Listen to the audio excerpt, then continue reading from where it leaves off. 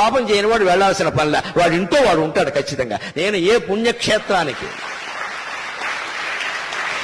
ఏ పుణ్యక్షేత్రానికి ఏ పుణ్యతీర్థానికి ఏ పుణ్యతిథి నాడు నేను వెళ్ళాను. ఎందుకంటే నేను ఏ పాపము చేయలేదు, పోవలసినవేం లేవు. నాకు అవసరం లేదు వెళ్ళవలసింది. ఈ పిచ్చి వదులుకోండి దయచేసి. ఎందుకంటే ప్రమాదాలు అక్కడే జరుగుతున్నాయి. ఒకే క్షేత్రం, ఒకే రోజు, ఒకే సమయం. గోదావరి పుష్కరాల్లో 30 మంది ఎందుకు చచ్చిపోయారో అందరికీ తెలుసు.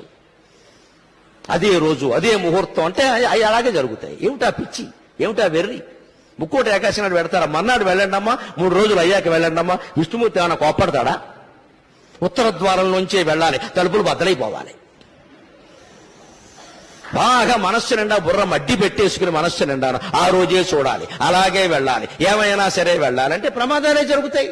చివరికి ఏమవుతుంది? ఈ ప్రమాదం వల్ల హిందూ ధర్మానికి నష్టం, దేవుడి మీద దుష్ప్రచారం జరుగుతోంది. ఇతర మతాల వాళ్ళు అరుసుగా తీసుకుంటారు.